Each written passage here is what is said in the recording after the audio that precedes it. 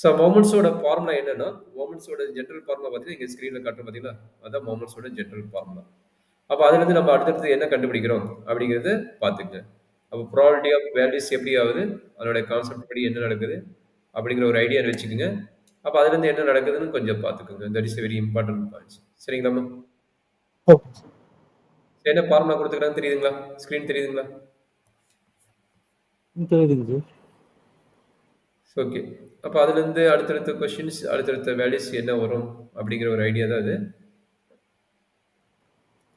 Mu R டேஷ்னு என்ன சொல்லிக்கிறாங்க? Mu ஆர்னு என்ன கொடுத்துருக்காங்க பார்த்துங்கப்பா. மியூ ஆர் டேஷ்னு என்ன? மியூன்னு என்ன பார்த்துக்கங்க. ஸோ மியூ ஆர்னா என்ன ஆகுது? வெறும் எக்ஸ் மட்டும் போட்டிருப்பாங்க மியூ ஆர் டேஷ்னா. அப்போ மியூன்னா அது எக்ஸ் இல்லாம அடுத்தடுத்தது வரும். சரிங்களா? மியூ ஆர் டேஷ்னா வெறும் எக்ஸை மட்டும் வச்சு போட்டிருப்பாங்க. மியூ ஆர் டேஷ்னா மியூ ஆர் என்ன சொல்லிக்கிறாங்க? எக்ஸோட இங்க பாருங்க மீன். இங்க மீன் வச்சு போடுவாங்க. இல்லைன்னா சென்ட்ரைடு வேல்யூ ஏன்னு வச்சு போடுவாங்க. இந்த ஃபார்முலா எப்படி மாறினா summation X minus A whole power R into B of X மாறும். இந்த ஏங்கிறது என்னன்னா அசியூடு மீன். மீன் கண்டுபிடிச்சு போடுவாங்க. இல்லைன்னா நாமளே ஒரு சென்டர் வேல்யூ வச்சு போடுவாங்க அசியூடு மீன். ஏங்கிறது என்ன அசியூடு மீன் ஆர் அசியூடு வேல்யூ. இதை வச்சு நம்ம போடலாம். ஸோ இதுதான் நம்மளுடைய மெயின் கான்செப்ட். ஆல்ரெடி உங்களுக்கு தெரியும் இ ஆஃப் எக்ஸ்ங்கிறது என்னது? இது எக்ஸ் பார்னு தெரியும். ஓகே, இ ஆஃப் எக்ஸ்ங்கிறது என்ன தெரியும்? இது எக்ஸ் பார்னு தெரியும். அப்போ நல்லா அண்டர்ஸ்டாண்ட் பண்ணிக்கோங்க. மியூ ஒன் டேஷ் கண்டுபிடிக்கணும்னாலும் மீன் கண்டுபிடிக்கணும்னு ரெண்டும் ஒன்று தான். மியூ ஒன் டேஷ்னாலும் மியூ எக்ஸ் பார்னாலும் ஒன்று தான். அதே மாதிரி இங்கே பார்த்தீங்கன்னா இது மியூ டூ. இங்கே பாருங்க இதோட வேல்யூ என்ன? Mu two. இந்த மியூ டூவோட வேல்யூ என்னன்னா சிக்மா ஸ்கொயர் வேரியன்ஸ். இந்த ஃபார்முலா வச்சுக்கோங்க. ஏன்னா பாயிண்ட் மியூ டூ கேட்பாங்க. மியூ டூன்னா இல்லை பாயிண்ட் வேரியன்ஸ்னு கேட்பாங்க. பாயிண்ட் வேரியன்ஸாக இருந்தாலும் நம்ம பார்த்துங்க மியூ டூ கண்டுபிடிக்க சொல்லிட்டாங்கன்னா அதுக்கு பேர் வேரியன்ஸ். மீன் கண்டுபிடிக்க சொன்னாங்கன்னா mu one dash. Mu one dash அதுக்கு பேர் என்னது? மீன். ஓகேங்களா? இதனோட மீனிங் என்ன? இ ஆஃப் எக்ஸ்னு அர்த்தம். இது வந்து மியூ டூ தான் நோட் பண்ணுறாங்க. சரிங்களா? இது ரெண்டு இம்பார்ட்டன்ட் பாயிண்ட்ஸ் கொஞ்சம் நோட் பண்ணிக்கோங்க. இது இதில் மொமெண்ட்ஸ் ஆஃப் ஜென்ரேட்டிங் ஃபங்க்ஷன் தான். மொமெண்ட் ஆஃப் ஜென்ரேட்டிங் ஃபங்க்ஷன் உங்களுக்கு கொடுக்கல, இப்போ கொடுக்கணும். ஓகே, ஸோ இதை கேஸ் பார்த்தோம். எக்ஸ்பெக்டட் வேல்யூ என்ன ஆகும் எது ஆகும் பார்த்துட்டோம். இதுதான் மொமெண்ட் ஜென்ரேட்டிவ் ஃபங்க்ஷனோட ஃபார்முலா. மொமெண்ட்ஸ்னா என்ன பார்த்தீங்க? மொமெண்ட் ஜென்ரேட்டிவ் ஃபங்க்ஷன் நோட்டேஷன் பார்த்தோம்னா mx of t equal to e of e power t into இது நம்மளுக்கு என்னது? டிஸ்கிரீட் ரேண்டம் வேரியபிள் கொடுத்ததுனால இந்த மொமெண்ட் ஜென்ரேட்டிவ் ஃபங்க்ஷன். இதே கண்டினியூஸ் ரேண்டம் வேரியபிள் கொடுத்ததுனால இந்த ஃபார்முலா.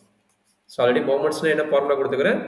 அந்த ஃபார்முலா வந்து ஒவ்வொன்றும் என்ன நடக்குது எது நடக்குதுன்னு உங்களுக்கு கொடுத்துட்டேன். சரிங்களாப்பா? ஸோ இதை பேஸ் பண்ணி மியூ ஒன் இப்போ என்னன்னா ஒரு டேட்டா வேல்யூ கொடுத்துருவாங்க. ஒரு டேட்டா வேல்யூ கொடுத்துரு X B of X 0 2 3 5.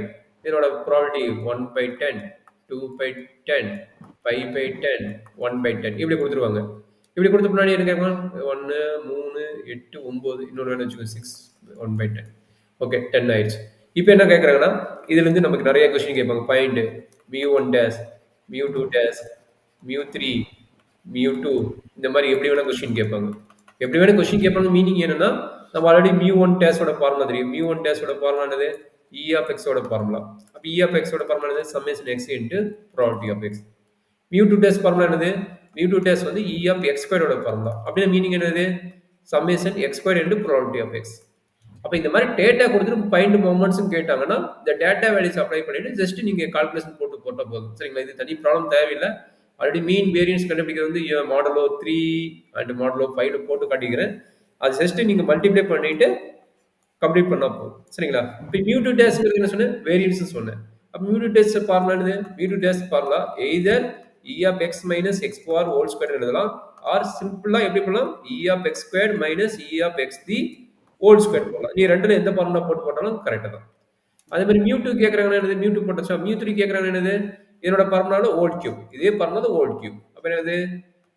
Mu two டேஷா மியூ த்ரீ கேட்குறாங்க. அப்போ இ of X minus X bar whole cube. X minus X bar whole cube. இந்த எக்ஸ் பாருங்க என்னது? இ ஆஃப் எக்ஸோட வேல்யூ. அந்த எக்ஸ் பாருங்க என்னது? இ ஆஃப் எக்ஸோட வேல்யூ. இப்போ கால்குலேஷன் எது கேட்டாலும் சரி மொமெண்ட்ஸ் யூஸ் பண்ணிட்டு இந்த வேல்யூஸ் நம்ம ஈஸியாக ஃபைண்ட் அவுட் பண்ணி போடலாம். மொமெண்ட்ஸ் யூஸ் பண்ணிட்டு. சரிங்களா? இதுதான் நம்ம பேசிக் டெஃபினேஷன் ஆஃப் மொமெண்ட்ஸ். அந்த கால்குலேஷன் பெருசாக போடல. ஏன்னா அதே தான் வரப்போகுது. திரும்ப கால்குலேஷன் போட்டு தான் அந்த டேபிள் ஃபார்ம் பண்ணி போட்டிங்கன்னா உங்களுக்கு ஈஸியாக வந்துடும். சரிங்களாப்பா?